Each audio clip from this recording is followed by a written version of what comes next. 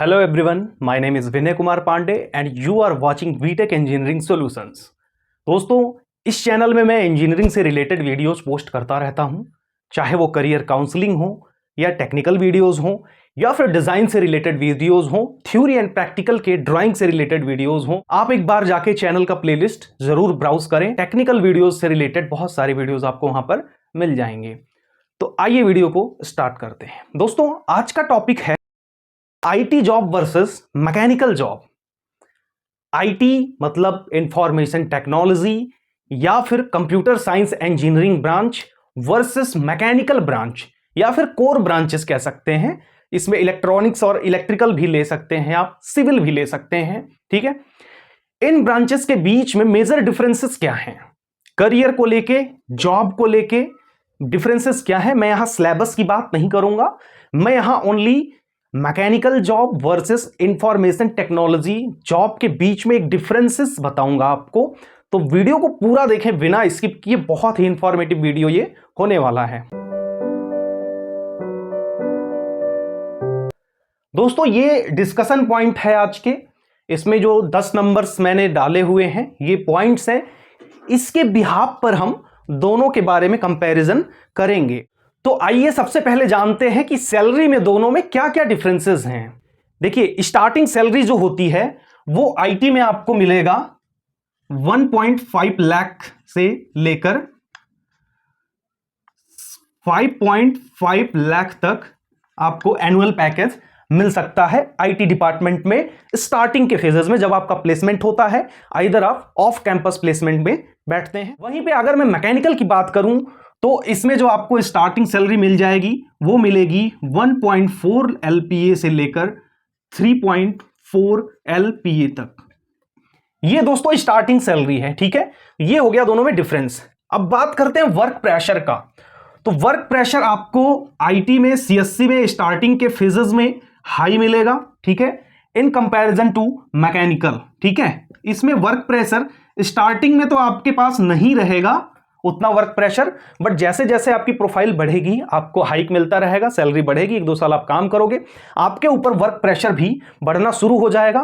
But in comparison to IT and CSC this is very normal. Alright, अब आते हैं दोस्तों न्यू टेक्नोलॉजीज पर।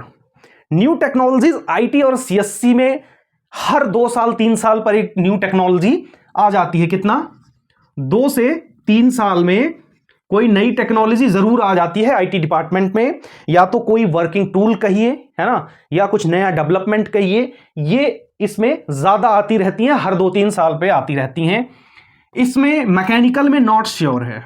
ठीक है, अभी जैसे इलेक्ट्रिक व्हीकल आया है ना, इलेक्ट्रिक व्हीकल जो है काफी टाइम बाद ये इंप्लीमेंट हुआ है, जबकि पेट्रोल और डीजल देखिए कितने टाइम से चल रहे हैं।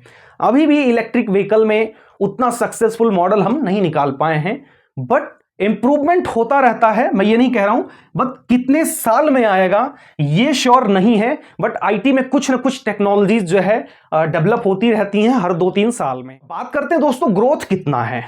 तो ग्रोथ को लेके अगर मैं बात करूं तो इसमें जो है ग्रोथ आपको फास्ट देखने को मिलेगा।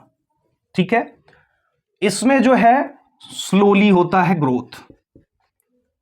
कोर ब्रांचेस में ग्रोथ आपका स्लोली होगा, आईटी में आपका in comparison to mechanical fast होता है। ठीक है, अब बात करते हैं दोस्तों वर्क सेटिस्फैक्शन के बारे में कि वर्क सेटिस्फैक्शन किस लेवल का रहता है आईटी में, किस लेवल का रहता है मैकेनिकल में।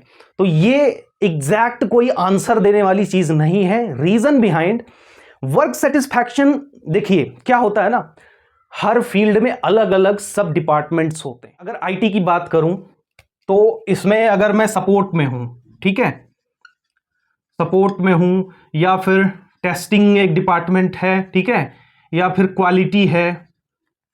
ऑलराइट, ये ऐसे डिपार्टमेंट्स होते हैं। इसमें भी जो है R&D डिपार्टमेंट होता है आईटी में। अब डिपेंड करता है कि आप इन डिपार्टमेंट्स में से किस डिपार्टमेंट में हैं, आपकी प्रोफाइल क्या है, आपका जो प्रोफाइल है उसमें क्या वर्किंग आपको मिली हुई है। मतलब मॉर्निंग से लेके इवनिंग तक आप कर क्या रहे हैं। हो सकता है कि आप कोडिंग कर रहे हो सकता है आप बैकएंड में हो, टेक्नो फंक्शनिंग में हो, सपोर्ट में हो, टेस्टिंग में हो, तो ये वर्क सेटिस्फैक्शन आपके प्रोफाइल पे टोटली डिपेंड करता है। ये कोई कहने वाली बात नहीं है कि इसमें वर्क सेटिस्फैक्शन आईटी में होता है, मैकेनिकल में नहीं होता है। सेम इसमें भी आ जाते हैं, आप किस डिपार्टमेंट में हैं, डिजाइन में है तो मुझे लगता है वर्क सेटिस्फैक्शन आपको रहेगा ही रहेगा, ठीक है। प्रोडक्शन में है तो मे बी ना हो, ठीक है। क्वालिटी में है तो मेरे एक्सपीरियंस के अकॉर्डिंग क्वालिटी में भी वर्क सेटिस्फैक्शन आपको मिलेगा। परचेज में है या फिर सेल्स में है या मार्केटिंग में है तो हो सकता है वर्क सेटिस्फैक्शन आपको ना मिले, ठीक है। तो ये तो पॉइंट वर्क सेटिस्फैक्शन का जो श्योर नहीं है कि कोई आपको बोल देगा कि इस ब्रांच का जो काम है वर्क सेटिस्फैक्शन लेवल अच्छा है। जो सब कैटेगरीज होती हैं इन ब्रांचेस के अंदर, किस फंक्शन में आप काम कर रहे हो ये कंप्लीटली उस पर डिपेंड करता है। आते दोस्तों कि आफ्टर 10 ईयर आप अपने आप को कहां देखते हो, ठीक है।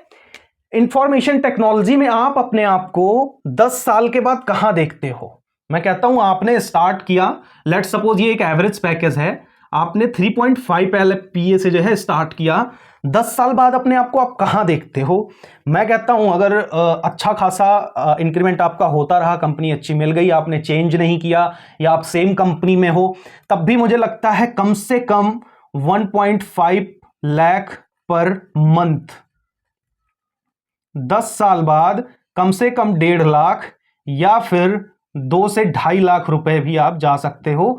ये टोटली डिपेंड करता है कि जिस आईटी कंपनी में आप हो वो क्या है, प्रोडक्ट बेस्ड है या सर्विस प्रोवाइडर है, और कितनी बड़ी कंपनी है, इंडियन है, एमएनसी है ना, या लाला छाप है, कौन सी कंपनी है, ये टोटली डिपेंड करता है कि आपकी सैलरी कितनी होगी। बट मेरे अकॉर्डिंग कम से कम 10 साल के एक्सपीरियंस पे आप 1.5 लाख या 2.5 लाख रुपए सैलरी तक भी जा सकते हैं बहुत इजीली।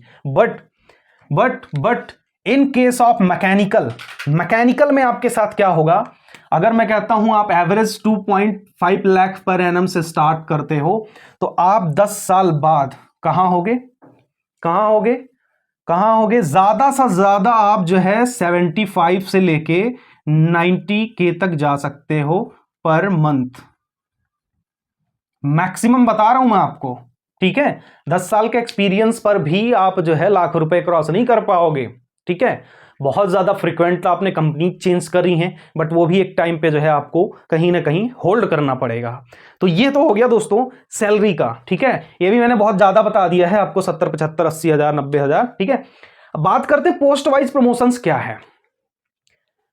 एक ना होता है आपकी प्रोफाइल की आप वर्क क्या करते हो। कई कंपनियां ऐसी होती हैं, मैक्सिमम आईटी कंपनीज ऐसी हैं कि आप 1 से लेके 15 साल तक या 10 साल तक अगर एक ही कंपनी से जुड़े हुए हो, आप जो काम करते थे आपके काम में कोई बदलाव नहीं होगा, ठीक है। आप अगर लेट सपोज आप डेवलपर हो तो आपकी प्रोफाइल रहेगी डेवलपर की। हो सकता है कि आपका पोस्ट पहले ट्रेनिंग था, फिर जूनियर हुए, फिर इंजीनियर हुए, फिर सीनियर इंजीनियर हुए, हो सकता है आप असिस्टेंट मैनेजर या मैनेजर या सीनियर मैनेजर भी हो जाओगे ना। आपकी प्रोफाइल वही रहने वाली है, मींस आपको काम वही करना है, ठीक है। ये चीज होता है। सेकंड चीज आता है, ये तो आईटी कंपनीज में अगर आप सेम कंपनी में हो तब तो आपको वही मिलने वाला है। बहुत कम केसेस में क्या होता है कि आपका पोस्ट प्रमोशन हो जाता है। एक तो होता है पोस्ट प्रमोशन सूखा, खाली पोस्ट बढ़ा देते हैं, प्रोफाइल आपकी वही रहती है, सैलरी भी जो एनुअल बढ़ती है वही रहती है। एक होता है एक्चुअल में पोस्ट बढ़ाया हुआ है कि आप जो है किसी के अंडर में थे, फिर आपको जो है मैनेजर बना दिया गया या आपके अंडर में 10 लोगों को कर दिया गया, आप इनको अब टेक केयर करो। ये हो गया एक्चुअल प्रमोशन जो चाहिए होता है, वो आपको मैकेनिकल फील्ड में मिल जाएगा। मैकेनिकल फील्ड में एक्चुअल में जो प्रमोशंस होते हैं, है ना, तो इनके KRA एडवांस किया जाता है, अकाउंटेबिलिटी बढ़ा दी जाती है, इनके अंडर में बंदे भी जो है रख दिए जाते हैं। वैसा आपको मैक्सिमम आईटी कंपनीज में देखने को नहीं मिलेगा, ठीक है। बात करते हैं कि कंपनी चेंज करने पर हाइक क्या मिलती है।